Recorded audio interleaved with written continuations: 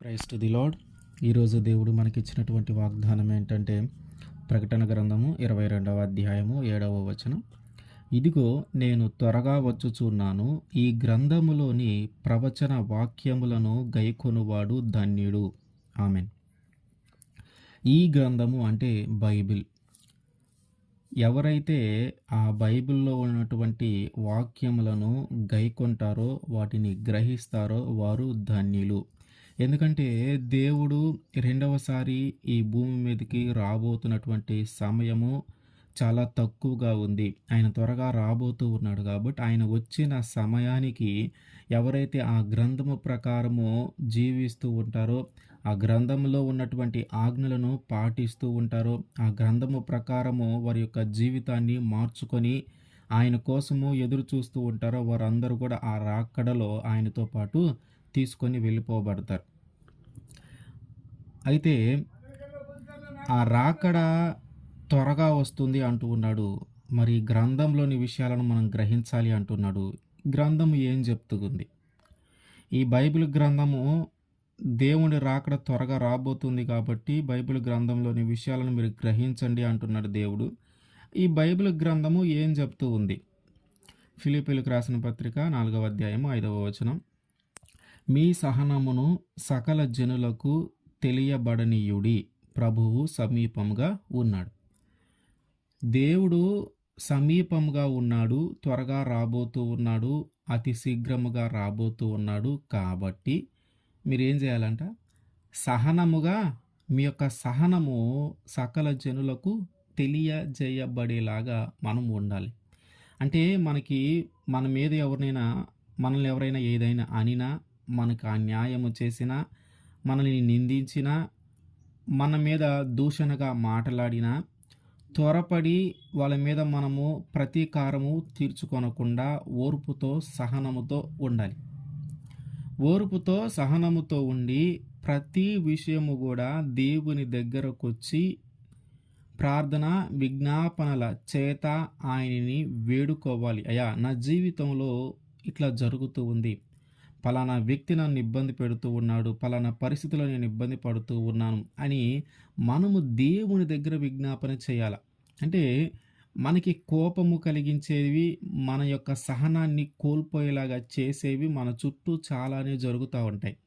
అయితే అటువంటి పరిస్థితుల్లో మనము చేయాల్సింది ఏంటంటే, మనం ఇంకా ఓర్పుగా ఉండి ఆ చుట్టుపక్కల ఉన్న ప్రజలందరికీ, ఆ సకల జనులకు నువ్వు చాలా ఓర్పు కలిగిన వాడివని, నువ్వు చాలా సహనము కలిగిన దానివని వారికి తెలియబడేలాగున నువ్వు ప్రవర్తించి, ఏదైతే ఇబ్బంది కలుగుతుందో, ఎవరి వల్ల అయితే ఇబ్బంది పడుతూ ఉన్నామో, ఎవరైతే మన సహనము కోల్పోయేలాగా చేస్తూ ఉన్నారో, ఎవరి వల్ల అయితే మనము ఇబ్బంది పడుతూ ఉన్నామో, ఎవరి వల్ల అయితే మనము ఓర్పు లేని పరిస్థితుల్లోకి మనము వస్తూ ఉన్నామో, ఇదిగో వారందరి కోసము, ఆ పరిస్థితులన్నిటి కోసము ఇప్పుడు ఏం చేయమంటూ ఉన్నాడంటే దేవుడు, ప్రార్థన విజ్ఞాపనల చేత ఆయన్ని వేడుకుంటే ఆ పరిస్థితులన్నిటి నుంచి ఆయన తప్పిస్తాడు. ఎవరైతే ఇబ్బంది పెడుతూ ఉన్నారో వారి నుంచి దూరం వెళ్ళేలాగా చేస్తాడు.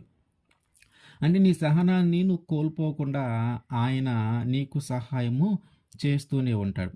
హెబ్రీయులకు రాసిన పత్రిక 10వ అధ్యాయము 37, 38 వచనాలు. ఇక కాలము బహు కొంచెముగా ఉన్నది, వచ్చుచూ ఉన్నవాడు ఆలస్యము చేయక వచ్చును.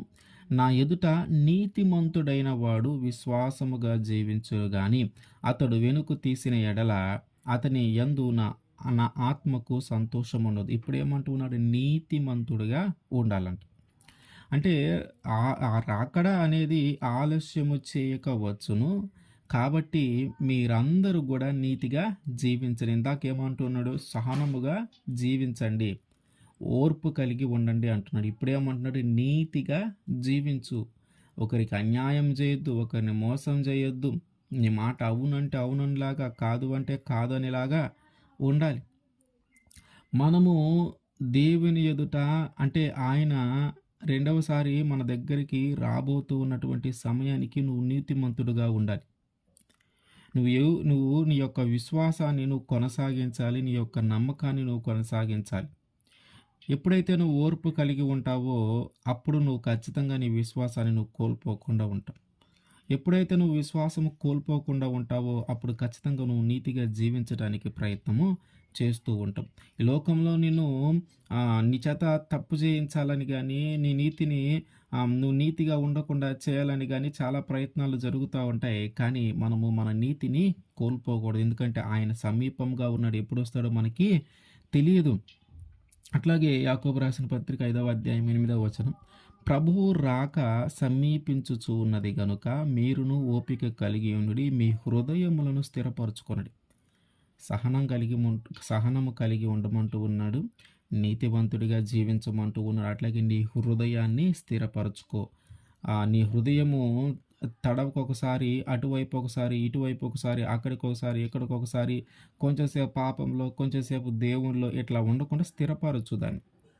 ఎందుకు స్థిరపరచాలి? ఎందుకు ఇప్పుడు అంత అవసరం ఏమొచ్చిందంటే, నువ్వు ఎప్పుడైతే నీ హృదయం స్థిరముగా ఉన్నదో నువ్వు కొంచెం సేపు దేవుడి వైపు ఉంటావు, కొంచెం సేపు పాపంలో ఉంటావు. అంటే నువ్వు చల్లగాను ఉంటావు, వెచ్చగాను ఉంటావు. అంటే నులివెచ్చగా ఉంటావు. నువ్వు చల్లగాను ఉండవు, పూర్తిగా వెచ్చగాను ఉండవు, కానీ నులివెచ్చగా ఉంటావు. దేవునికి అది ఇష్టమైనది కాదు.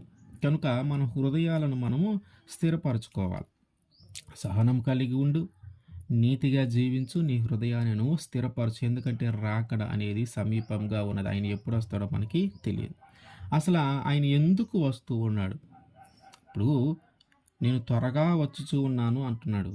ఎందుకు వస్తూ ఉన్నాడు త్వరగా అంటే, యోహాను సువార్త 14వ అధ్యాయము 3వ వచనం. నేను వెళ్ళి మీకు స్థలము సిద్ధపరిచిన ఎడల నేనుండు స్థలములో మీరును ఉండులాగున మరలా వచ్చి నా యొద్ద నుండుటకు మిమ్మును తీసుకొని పోవుదును. ఎందుకు వస్తూ ఉన్నాడు? ఆయన ఉండే స్థలములో మనము కూడా ఆయనతో పాటు నివసించాలని. ఎంతటి భాగ్యం అంటే, దేవుని పక్కన లేదా ఆయన ఉండే స్థలంలో మనం నివసించటం అంటే, ఒక నరునికి ఇంకంతకంటే అతని జీవితానికి ఏం కావాలి? ఎంత గొప్ప భాగ్యమును దేవుడు మనకి ఇవ్వబోతూ ఉన్నాడు. దేవుడు ఉండే స్థలములో మనం ఉండబోతూ ఉన్నామంటే, అందుకోసము ఆయన భూమి మీదకి వచ్చి మనలందరినీ తిరిగి తీసుకొని తను ఉండే ప్రదేశానికి తీసుకొని వెళ్ళటానికి రెండోసారి రాబోతూ ఉన్నాడు. మరి అంత గొప్ప భాగ్యాన్ని నీకు కలిగించబోతూ ఉన్నాడంటే, నీ ప్రవర్తనను జాగ్రత్తగానే ఉండాలి. అందుకని ఆయన అంటున్నాడు, నువ్వు సహనాన్ని కలిగి ఉండు, నీతిని కలిగి ఉండు, నీ మనసును స్థిరపరచు, నీ హృదయాన్ని. ఎవరైతే దేవుడు వచ్చే సమయానికి ఆ గ్రంథములో అంటే బైబిల్లో ఉన్నటువంటి విషయాలను గ్రహిస్తారో, దానిని గైకొంటారో, దాని ప్రకారం జీవిస్తారో, దాని ప్రకారం నడుచుకుంటారో వారందరూ ధన్యులే. ఎందుకంటే ఆయన వచ్చినప్పుడు ఆ గ్రంథము ప్రకారము జీవించిన వారిని, దాని ప్రకారము నడుచుకున్న వారిని అందరినీ కూడా ఆయన తనతో పాటు తీసుకొని వెళ్ళి తను ఉండే ప్రదేశంలో వారందరినీ ఉంచుతాడు. ఆమేన్.